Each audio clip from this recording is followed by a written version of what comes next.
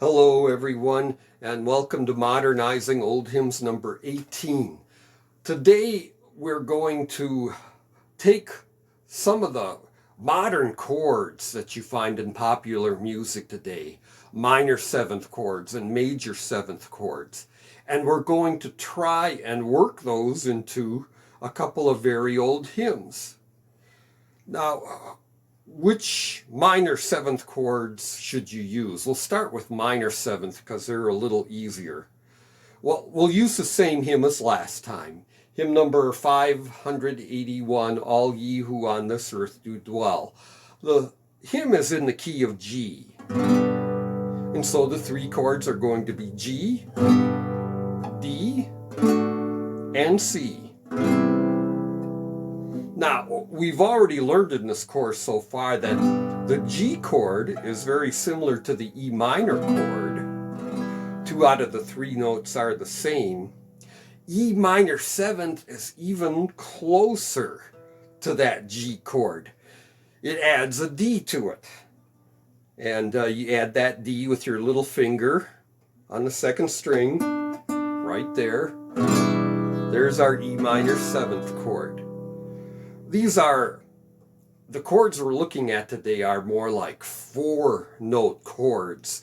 The notes are pushed a little closer together, and modern music likes that close harmony. Okay, let's look at the D next. Similar to a B minor chord. To play B minor seventh, just take off your little finger. There we go. Oh, that sounds so modern. Yeah, if you can't quite see my fingers here, again, there's free chord diagrams on the internet that you can download, print off. And here's the C chord, which is similar to the A minor chord.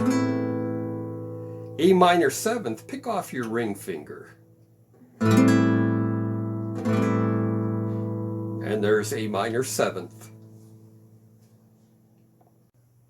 Okay, so first thing I'm going to do is, here's our simple 3-chord arrangement of the hymn, and I'm going to substitute E major seventh for G, A minor seventh for C, B minor seventh for D throughout the song here.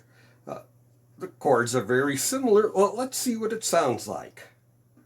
All ye who on this earth do dwell.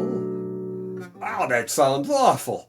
Yeah, see, the thing about these chords is your poor brain here is looking for a point of reference. Yeah, I hear the chords, but what key is this supposed to be in? I don't get it. So there's things we need to do to tone this down. Don't overuse these chords. To help your brain figure out this is supposed to be the key of G, let's start with a G chord and end with a G chord like we always do. And let's keep the second to the last chord a D or a D seventh. Now, you can experiment at home with this as much as you'd like. I'll try to keep it a little on the simpler side today. The one chord we've got left over is the C chord. So I'm going to play A minor seventh instead of a C. And point of reference is nice. I'm not going to change this one. I'm going to leave this one the same. And I can play an A minor seventh chord right after it. Another thing I want to do is I want to bring out the climax of the song.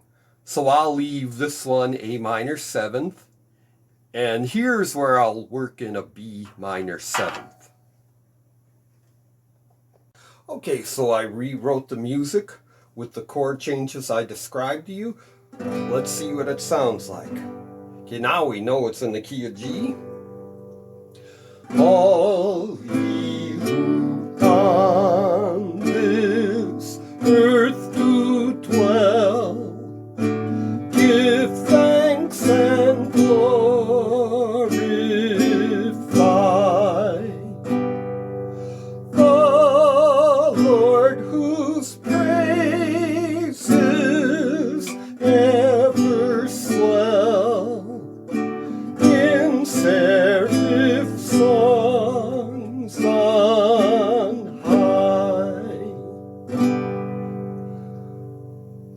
already sounds quite a bit different from the hymnal arrangement, doesn't it?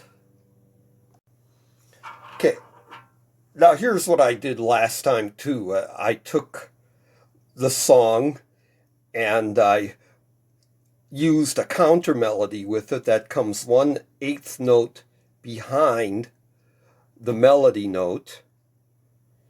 And yeah, see, I played an A minor 7th here, just like I wrote it for you before. And the two notes in it are E and C. An E melody with a C counter melody note. And it doesn't sound any different than a C chord. As a matter of fact, in people's minds, they'll probably default to the C chord because that's the simpler of the two chords. Here you do see a little bit of a difference. Instead of going from C down to G, it goes from C down to A because I put the A minor 7th chord there. But that'll probably sound like an A minor chord in somebody's head, the simpler of those two chords. So the bad news is for those of you who have instruments with fewer strings, these chords may not always show up for you the way you want to. I know on my banjo it doesn't pay to try and play a minor 7th chord. Okay, it sounds the same as a C chord. Okay, you might be able to solve the problem by playing higher up the neck, by adding even more harmony notes. But the good news is that you don't want to overdo these chords anyway. So it's kind of a self-solving problem. What you really want to listen for here is measure number 8. These are half notes, so I added some extra harmony notes. And you'll hear quite a difference there from last time. It has a pretty but modern sound to it. I'm going to let the computer play this one.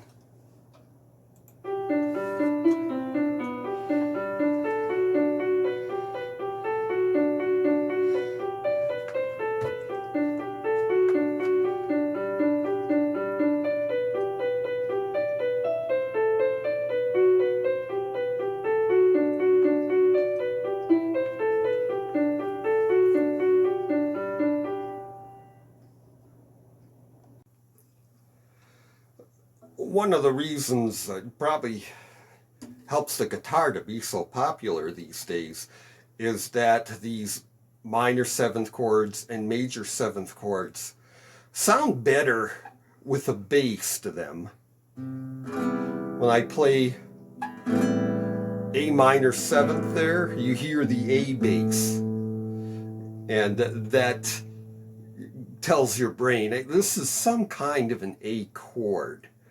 Of course, it works well on keyboards as well. All right, let's try and work in some of the major 7th chords. The major 7th chords are very similar to the major chords. Very important to distinguish between major 7th chords and just 7th chords. The 7th chord, the top note, is 2 frets, a whole step below the G chord there. We want major 7th, which is only 1 fret or half a step below that top note there. G, G major 7th, D major 7th. Easiest way to play it is bar the first 3 strings at the 2nd fret there. Make sure you get the D bass in there if you can. C major 7th. Very easy to play. Pick off your index finger here. C chord with the index finger removed. Okay. The C major 7th chord and the A minor 7th chord are just 2-finger chords, and they find their way into a lot of modern guitar music. Okay, now the same rule applies here. What if I just substitute the major seventh chords? All ye who on this earth you dwell. Yeah, your brain still needs that point of reference.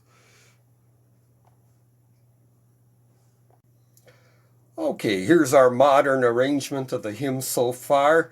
How are we going to work in these major seventh chords? Well, what makes a G major seventh different than a G chord? Well, it adds an F sharp.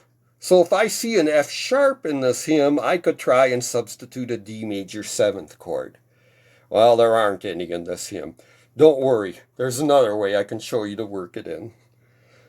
And how about a D major seventh chord? The difference is that it adds a C sharp. Now this hymn is in the key of G. There is no C sharp. But I'll show you a way to work that in too. Okay, that leaves us with C major seventh.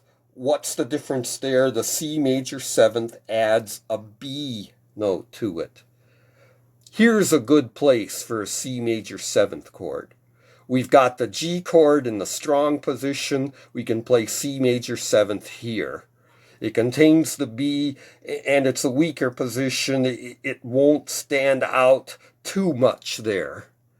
Same thing over here, where this G chord is. I can play a C major seventh here on that B note. Okay, so the G major seventh. We have two long measures here on nothing but a G chord.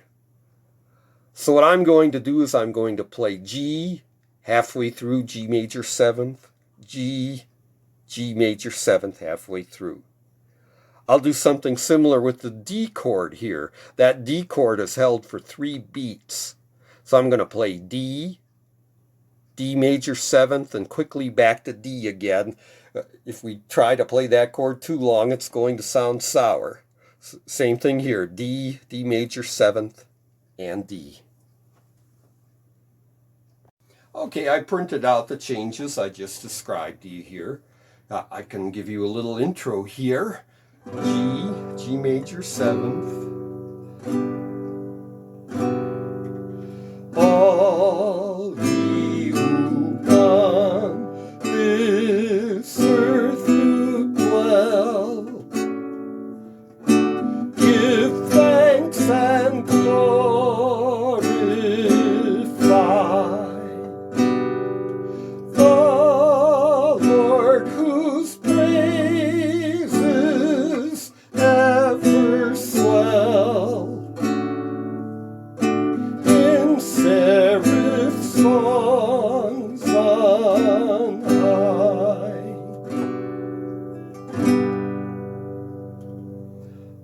We really went and modernized that hymn a whole bunch. You've heard me complain before about too many chords in a hymn, and that's what we did here. This hymn is solo material at best. Definitely not for congregational singing. But we experimented here, okay? How do you know how to work these chords in? It helps if you know what notes make up the chord. And then try to find the notes in the hymn, see where you can work them in. And the warning is always there. Be careful not to overdo it. Okay, now let me show you a practical application of what I've shown you now. It was about 40 years ago, somebody asked me to play a guitar solo sing-along for their wedding ceremony. And they asked the pastor about this. And right away, his defenses went up. And I don't blame him. A lot of people were telling him, oh, this song is so beautiful, we got to have it in our wedding ceremony. And it's something that's unscriptural. Folks, when you get married, okay, make God the center of your wedding ceremony. Or that's the way to start on the right foot right away. But I came up with a solution for it. I said, I'll just take a hymn from the hymnal, hymn number 623, O Perfect Love.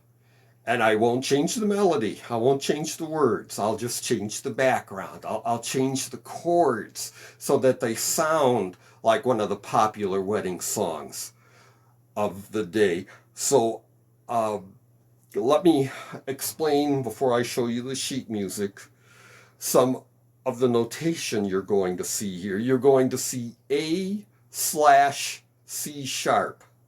What does that mean? Okay. It's an A chord, not with an A bass, but with a C sharp bass. You'll see G/B, G with a B bass, D with an A bass. One trick I can show you here too is you'll see a B minor 7th chord with a C sharp bass. Not as tough as it sounds on a guitar, okay? Finger a B minor here and take your 2 last fingers and move them up a string.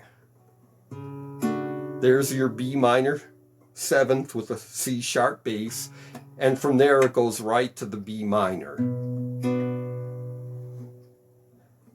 There's also a G add A chord. Okay, and G chord, add an A with your index finger. All right, now you can simplify this hymn by skipping the bass run. Okay, the bass kind of goes down there. Just skip that part. You could also skip the add the A part as well, or just play it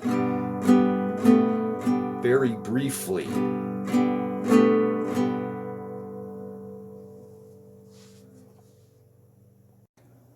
Here it is. I have to confess, I did change the words a little bit since then. The hymnal says, whom thou forevermore dost join in one. And that's an inaccuracy there. Okay, the Bible tells us, and the preacher says, till death do you part. Weddings aren't forever. There is no marriage in heaven. So I changed the words to whom thou for a lifetime dost join in one. For an introduction, I like to play these 2 measures and then play this measure twice. And you can hear that bass descending there, the bass run we call it.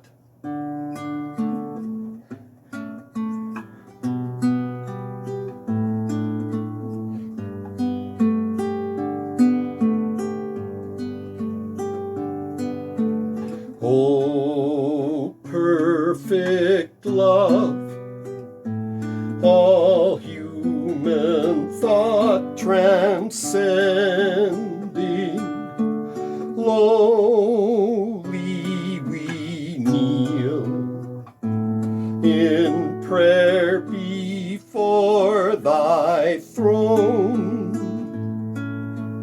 that theirs may be the love which knows no ending, whom thou for a lifetime dost join in one.